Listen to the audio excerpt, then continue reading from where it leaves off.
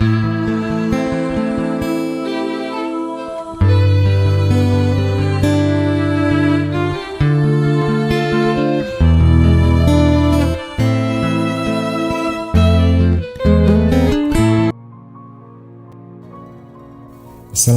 warahmatullahi wabarakatuh. Alhamdulillahirabbil alamin. Kita ucapkan syukur kepada Allah SWT yang mana pada kesempatan kali ini kita semuanya masih diberikan kesehatan baik secara lahir maupun batin, dan khususnya untuk saya pribadi masih diberikan kesempatan untuk membuat konten kembali, berbagi sedikit ilmu yang insya Allah ini akan bisa bermanfaat untuk semua saudaraku dimanapun saja berada. Amin ya Allah, amin ya robbal alamin. Baiklah saudaraku yang dirahmati Allah SWT, alhamdulillah pada kesempatan kali ini saya kembali hadir untuk berbagi ilmu, yaitu untuk penglaris usaha. Nah, tetapinya nih, pada metode kali ini sangat berbeda dengan mungkin yang ada di channel-channel YouTube lain. Karena apa? Saya ingatkan dan saya pertegas, medianya menggunakan centong nasi. Nah, ini yang seru. Centong nasi tapi bisa untuk berdagang, bisa laris Gus. Iya. Bisa lancar. Iya. Nah, contohnya usaha apa saja? Iya, namanya usaha itu berjualan, mau berjualan makanan, pakaian, perabotan. Apakah hanya untuk secara online saja Gus? Tidak. Mau yang secara online, mau jualan secara online, karena sekarang zamannya lagi ngetren nih berjualan secara online lewat dunia digital, kan seperti itu. Bisa dipakai. Untuk yang berjualan langsung alhamdulillah lebih bagus. Seperti punya rumah makan, restoran, ya, toko pakaian, toko perabotan, toko elektronik, toko sayuran, ya hasil bumi dan sebagainya. Intinya yang sifatnya berjualan ya. Nah, ini insya Allah nanti bisa bermanfaat. Jadi begini saudara-saudaraku, saya rasa langsung kita mulai saja. Langkah pertama yang harus dilakukan adalah membaca satu amalan itu di saat pagi hari sebelum kita memulai membuka toko kita. Di toko itu bisa jadi rolling door tuh ya, sambil membuka rolling door, atau kita buka dulu baru masuk, atau masuk dulu ya. Setelah ini dibaca baru rolling door atau pintunya tadi dibuka tokonya. Memulai usaha jualan pun juga begitu, semuanya sudah disiapkan di meja di tempatnya masing-masing baru dibacakan juga boleh. Intinya ini mengawali sebelum kita berjualan ya. Jadi redaksinya begini, mohon diperhatikan, dan ini boleh juga mau dicatat, mau direkod, atau mau diputar ulang juga silahkan. Itu kembalinya ke diri saudara-saudara masing-masing ya. Jadi redaksi yang pertama yang harus dibaca adalah Bismillahirrahmanirrahim. Allahumma sholli wa sallim ala sayyidina Muhammadin karimil abai wal umahad. Nah, pendek banget. Nah, saya ulangi. Bismillahirrahmanirrahim. Allahumma sholli wa sallim ala sayyidina Muhammadin karimil abai wal umahad. Allahumma sholli wa sallim ala sayyidina Muhammadin karimil abai wal umahad. Nah, itu dibaca minimal 10 kali. Lebih bagaimana Gus? Ya alhamdulillah lebih bagus. 20 kali silahkan, 30 kali alhamdulillah, 100 kali syukur kalau mampu, nggak apa-apa. Nah, itu kewajibannya dibaca 10 kali itu minimal ya. Misalnya saya lagi buka toko nih, saya buka pintunya, kemudian saya masuk dulu sebelum saya pajang semua dagangan saya atau apapun yang saya jual. Saya masuk dulu, setelah masuk sampai di dalam lalu saya awali dengan membaca Bismillahirrahmanirrahim. Allahumma sholli wa sallim ala sayyidina Muhammadin karimil abai wal umahad. Kalau dari pengalaman saya pribadi, saya selalu menggunakan yang selama 100 kali. Mau dibaca 100 kali silahkan, nggak apa-apa, semampunya, minimal 10 kali ya. Itu dipahami. Setelah itu dibaca, kemudian dilanjutkan dengan baca yang berikut. baca surah Al-Fatihah itu 1 kali ya. Al-Fatihah 1 kali, kemudian Qulhuwallahu ahad atau Al-Ikhlas itu Qulhuwallahu ahad ini 3 kali, kemudian Al-Falaq 1 kali, An-Nas 1 kali, ayat kursi 1 kali ya. Jadi saya ulangi kembali, setelah membaca Allahumma sholli wa sallim ala sayyidina Muhammadin karimil abai wal ummahat tadi berapa puluh kali, menjadi pilihan masing-masing, dilanjutkan dengan baca Al-Fatihah 1 kali, Qulhuwallahu ahad 3 kali, Al-Falaq 1 kali, An-Nas 1 kali, ayat kursi 1 kali. Nah, dan sesuai dengan judul di deskripsi itu apa? Centong nasi berkah rezeki, dagangan laris manis berkah dari centong nasi. Betul. Jadi setelah itu Bapak Ibu ya, khususnya nih yang berdagang, saya sarankan sebelum berangkat ke toko atau berangkat berdagang selalu membawalah centong nasi. Ya, centong nasi yang untuk kita masak itu, yang suka kita ngambil nasi. Kalau kita mau letakkan nasi di piring kan pasti pakai centong, nggak mungkin pakai sendok. Ya itu dia. Nah, centong ini ada berbagai jenis. Ada yang terbuat dari bahan besi atau aluminium ya, metal katakanlah itu. Ada juga dari bahan plastik, ada juga yang dari bahan kayu. Semuanya bisa dipakai. Tapi kalau ada yang bertanya, yang terbaik yang mana Gus? Yang terbaik centong yang terbuat dari kayu. Dan usahakan memakai centongnya itu centong yang sudah lama banget kita pakai. Misalnya ada 3 centong nih, yang satu baru sebulan saya belinya, yang satunya baru 3 hari, yang satunya ini udah 2 tahun nih centong nih di rumah gua. Ya itu yang gua pakai, yang paling lama yang gua pakai. Nah itu centong dibawa ya, diletakkan dalam tas, lalu bawa ke tempat kita berjualan atau berdagang. Nah nanti gunanya apa?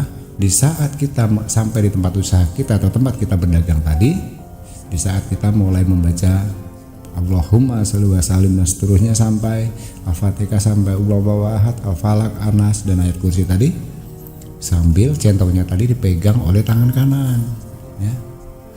Pegang tangan kanan.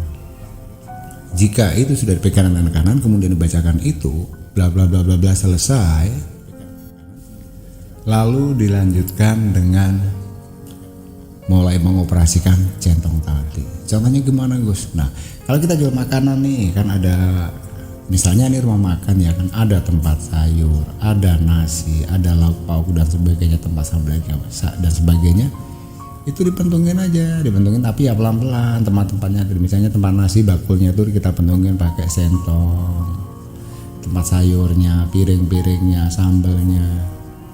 Kalau toko pakaian gimana? Ya begitu juga, dibentungin juga pakai centong tadi. Ya. Pakaian yang mau kita jual yang sudah diletakkan di rak-rakan atau katakanlah di lesehan atau digantung atau dipajang sebagainya, itu dipentungin aja pakai centong nasi tadi.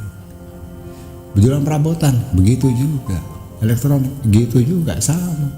Tapi kalau jualan online kan nggak mungkin kita ada di stok terusnya. Begini, kalau kita jualan yang sistemnya online, kita punya barang nih, nah, kita ready stock. Ready stocknya ini yang kita bentungin, baru kita upload ke sosial media untuk dijual secara online, gitu loh. Ya, itu dipahami untuk yang online. Lalu di saat kita mentung-mentungin centong tadi ke barang dagangan kita, apa yang harus kita lakukan Gus? Sambil ucapkan ini. Nah, tapi ya contoh aja nih ya. Contohnya begini. Misalnya saya punya toko pakaian nih. Nah, pakaiannya saya bentungin pakai centong. Nah, gitu. Sambil saya mengucapkan Alhamdulillah, Alhamdulillah, Alhamdulillah, Alhamdulillah. Itu dagangan saya laris manis habis dibeli sama orang. Alhamdulillah, Alhamdulillah, Alhamdulillah. Terima kasih ya Allah, terima kasih atas semua yang telah Engkau berikan kepadaku di hari ini. Nah itu dibaca berulang kali. Apa bahasanya harus seperti itu Gus? Kagak, bahasanya lo buat sendiri. Lo orang Jawa ya pakai bahasa Jawa. Lo bahasa Sunda, ya pakai bahasa Sunda. Lo orang Aceh pakai bahasa Aceh. Orang Kalimantan pakai bahasa Kalimantan. Palembang, pakai bahasa Palembang. Kalau Gus pakai apa? Ya saya pakai bahasa saya, Betawi. Bahasa Indonesia juga boleh, sah-sah saja. Yang penting bahasanya jelas, ya.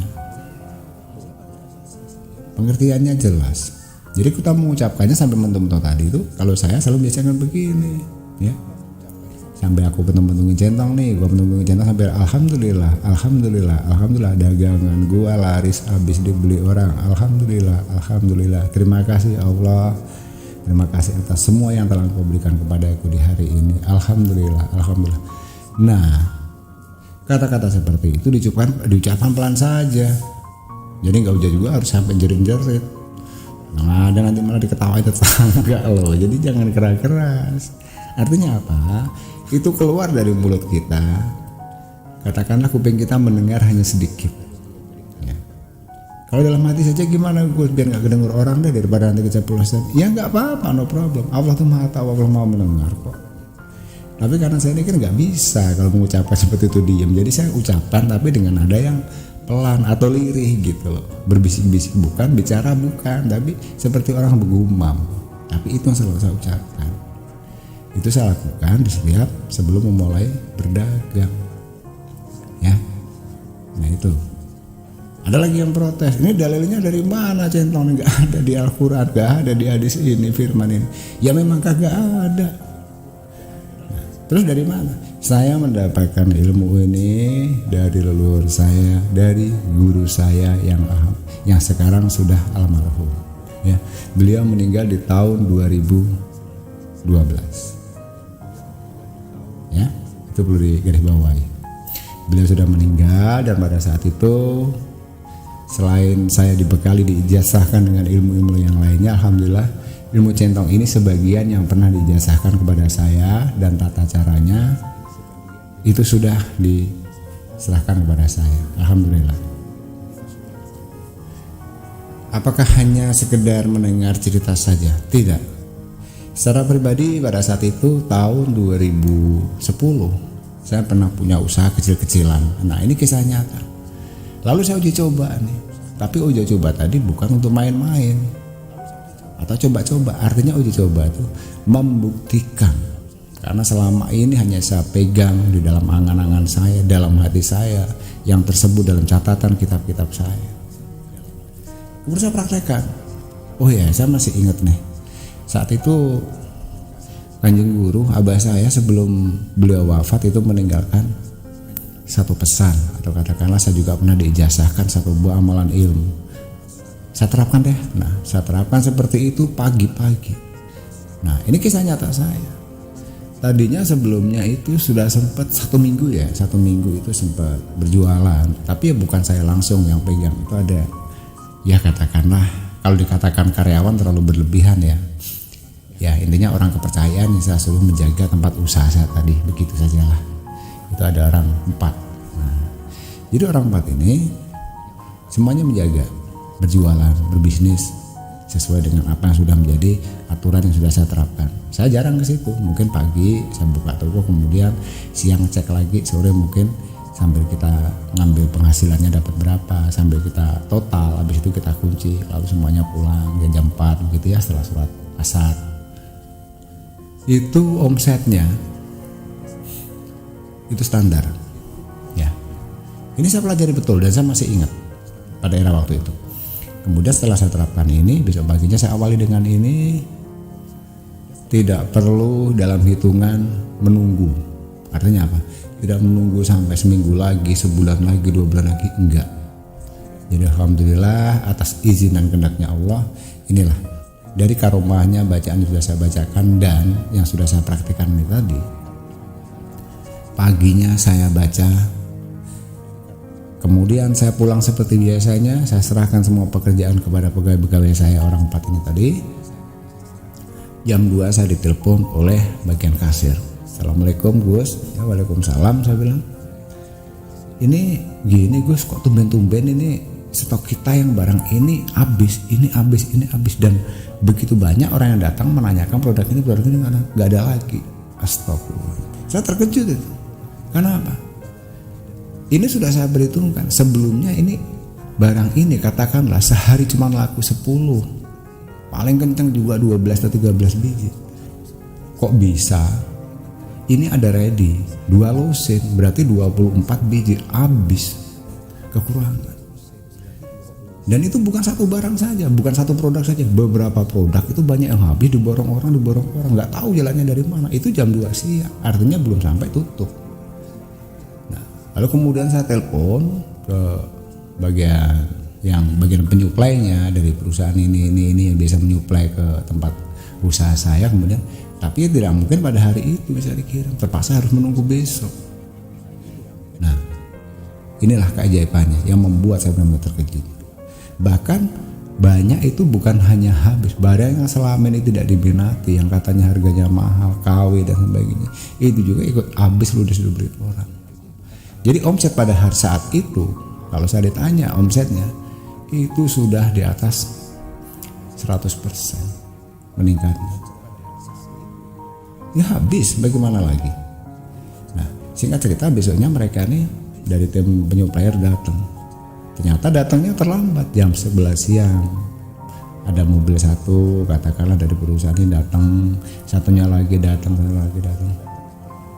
Yang sangat saya sayangkan, karena besoknya itu saya juga membaca amalan ini, saya mempraktekkan ini di pagi hari. Jam 7 lebih 30 menit atau setengah 8 itu toko buka. Orang sudah pada datang berbondong-bondong, nanyain, Bu mau beli ini? Gak ada. Mbak beli ini? Gak ada. Mbak ini habis. Nah, artinya apa? Begitu banyaknya ramai pembeli tapi barangnya habis. Habisnya kapan? Kemarin kita nggak ada persiapan. Ya akhirnya nunggu. Jadi singkat cerita jam 11 itu dari supplier datang. Nah, mobil box ini bawa ini, mobil box ini bawa ini gitu ya. Akhirnya diisi semuanya. Itu pun baru turun dari mobil, belum sempat kita rekap, belum sempat kita data, belum sempat kita pasang untuk harga-harganya gini. Tapi karena kita sudah hafal dengan harga-harganya, harga-harga saya tadi cekatan. Ya contohnya misalnya, Bu mau mie goreng 10 dus, nah, kebetulan dari Indofood sudah ada di situ, ya sudah 10 dus berapa biasanya, catat aja, turutin aja gitu loh. Alhamdulillah. Dan itu selalu saya praktekkan setiap pagi. Sampai kapan? Sampai detik ini. Alhamdulillah. Kalau orang lain sudah ada yang menguji cobanya, bukan diuji coba, saya ini ya, saya tegaskan kembali, sudah mempraktekkan, bukan diuji coba ya, dipraktekkan oleh beberapa orang terdekat saya, diantaranya ya teman-teman dekat saya. Gus, pengen dong bagi-bagi resepnya, kok bisa sih Gus Li jualannya tokonya seperti itu, padahal Gus Li nggak ada di sana. Kan gitu. Saya bilang ya setengah bercanda, gampang lo ke Gunung Lawu bawa gajah lo sebelah sana lo sedekahin, gila lo Gus. Ya bercanda itu ya. Jadi artinya apa? Ya udah, lo serius, kata gue. Serius? Ya gue, saya serius. Tolong dong. Gus Li kan biasa suka bagi-bagi dong ilmunya. Alhamdulillah malam itu, ya namanya sahabat dekat, malam-malam silaturahmi berkunjung ke rumah saya, berceritalah. Omsetnya beliau ini punya perusahaan ini apa? Bukan perusahaan, maaf. Punya sebuah bisnis usaha itu bergerak di bidang elektronik. Nah, jual beli iya, servis iya, tapi barangnya super semuanya, ini barang-barang yang best semuanya. Ya, itu ada, bukan saya beriklan, dari produk-produk Polytron, SAP dan sebagainya, dari kelas AC, kulkas, TV, semuanya itu ada di situ, Samsung. Yang omsetnya itu miliaran. Nah pada saat itu dia bercerita sama saya, pokoknya dalam 3 bulan ini dia benar-benar merasakan drop. Omset saya itu biasanya bisa mencapai di atas 100 juta per hari. 100 juta itu per hari, subhanallah. Tapi dalam 3 bulan ini paling kenceng 22 juta, 30 juta, pernah juga cuma 5 juta dalam satu hari. Padahal sebelumnya itu di atas 100 juta. Nah alhamdulillah singkat cerita, setelah saya berikan amalan ini, kemudian besok pagi langsung dipraktekkan. Dan anehnya lagi, hukum ini tidak ada namanya ditunda atau dipending. Begitu si beliau bapak ini tadi mempraktekannya di pagi hari, pada siang itu juga jam 3 sore saya ditelepon itu. Assalamualaikum Gus. Waalaikumsalam. Bisa main ke toko saya sebentar nggak Gus? ada apa lagi? Saya bilang enggak, mau ngopi bareng aja. Ya alhamdulillah, tapi nanti saya bilang setelah sholat asar ya sekitar jam 4 lah, oke lah, ditunggu. Kemudian saya berkunjung ke sana, saya datang dengan mata saya sendiri melihat ya. Saya sendiri menyaksikannya. Itu sudah jam 4, biasanya toko tutup, belum bisa ditutup karena apa? Ya gimana, manusia masih banyak yang beli. Ini dilayani satu datang, dilayani datang. Artinya apa? Benar-benar sangat dasar, luar biasa. Ini kisah nyata yang saya lihat dengan kedua belah mata saya sendiri. Ini satu beli kulkas yang ukuran gede banget, satunya apalagi TV, satunya kulkas, satunya iya, subhanallah. Alhamdulillah. Saya masuk ngobrol-ngobrol, kemudian karena dianggap sudah sore, setelah kita ngopi-ngopi jam 5 diperintahkan kepada karyawan dia. Itu karyawannya kan ada sekitar 20 orang itu, karena gede banget tuh rukonya. Akhirnya disuruh nutup kaca depan supaya apa? Tidak ada lagi pembeli karena besok lagi dilanjutkan. Akhirnya saya disuruh nunggu sebentar. Beliau mungkin ya, saya maklumi mungkin lagi rekapan total-totalan sama karyawannya berapa juta dapat hari ini. Subhanallah, saya benar-benar di luar dugaan, terkejut dan sangat terkejut hari itu juga. Si bapak ini tadi omsetnya langsung berapa? 375 juta. Subhanallah. Itu bayangkanlah, 35 juta, 20 juta, kadang 5 juta sebelumnya. Setelah menggunakan itu alhamdulillah 375 juta. Jadi yang keluar artinya barang-barang yang super mahal, barang-barang yang ukurannya gede, yang berkelas, yang dibeli oleh para konglomerat atau bos-bos orang yang kaya, yang berduit pada hari itu. Dan apakah berlaku pada hari itu juga? Agak. Alhamdulillah setelah saya pulang kita masih tetap komunikasi. Seminggu kemudian beliau masih chattingan dengan saya, menyampaikan alhamdulillah Gus, walaupun tidak seindah kemarin tapi tetap hari ini 200, kemarin 300, besok doain ya Gus, insya Allah bisa di atas 500. Ya amin, saya bilang, asal syariatnya dilaksanakan saya, insya Allah. Jadi begitulah sedikit pengalaman atau kisah nyata dari saya pribadi maupun dari sahabat saya tadi. Dan amalan ini saya dapatkan langsung dari guru saya yang terdahulu yang sekarang sudah almarhum. Dan kemudian yang saya terapkan, alhamdulillah ternyata memang benar adanya dan bermanfaat untuk saya pribadi dan sahabat saya tadi. Jadi untuk ibu-ibu, bapak-bapak dimanapun saja berada, mau usaha apapun, mau bakso, soto, kelontongan, ya, gorengan, rumah makan, minimarket, sampai sekolah supermarket, sudah yakinlah dengan Allah, jalankan, praktekkan apa yang sudah saya sampaikan tadi. Jadi intinya nggak usah neko-neko, udah deh, nggak usah deh dukun sana dukun sini, mbah sana mbah sini, pret lah percuma. Tapi si A kaya gara-gara dukunnya, udah biarin kaya sana. Ya, itu urusan dia, urusan sama Allah nanti, urusan dia sama Allah. Ya, neraka jahanam udah nunggu. Jadi artinya perbuatan syirik musyrik itu jangan dilakukan. Kenapa?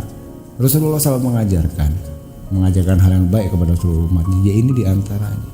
Baca ini, amalkan ini. Walaupun pada dasarnya untuk yang amalan khusus centong ini tadi, cara prakteknya bukan dari Rasulullah, bukan dari ajaran Islam. Sudah saya tegaskan, ini murni pemberian dari guru saya terdahulu. Nah, dan ini dikombinasikan dengan amalan ini, alhamdulillah. Ya, baiklah, sahabat, ini saudara-saudaraku dimanapun saja berada, itulah sedikit penyampaian dari saya. Besar harapan saya setelah mendengarkan audio dari saya ini, coba deh mulai besok pagi dipraktekkan, kita lihat hasilnya. Dan besar harapan saya bagi yang sudah merasakan khasiatnya, sudah merasakan manfaatnya dan berhasil, saya tunggu actionnya untuk menghubungi saya di nomor WA saya yang ada di kolom deskripsi. Itu ada nomor WA saya, silahkan sampaikan kepada saya tingkat keberhasilannya sampai di mana. Kalau belum sampai di mana cara pelaksanaannya, insya Allah nanti akan saya bimbing. Ya, gak usah ragu, berbagi itu indah. Kapanpun dibutuhkan, kapanpun mau diajak konsultasi, diskusi, silahkan melalui WA saya. Tapi ingat, bukan untuk perdebatan, bukan untuk protes memprotes, tapi untuk saling sama-sama belajar. Nah, itu intinya ya. Jadi saya rasa itu saja dulu. Terima kasih sudah menyimak audio dan video ini. Kurang lebih saya mohon maaf bila ada kesalahan dalam penyampaian, dalam tutur kata, karena sifat manusia itu sudah jelas tak luput dari namanya khilaf dan salah. Dan di akhir kata saya juga mengucapkan terima kasih kepada terutama yang sudah mengikuti channel ini selama ini, kepada seluruh subscriber saya yang selalu setia memantau perkembangan di channel saya ini dan selalu mendukung untuk bersama-sama membangun channel ini agar bisa bermanfaat untuk umat dimanapun saja berada.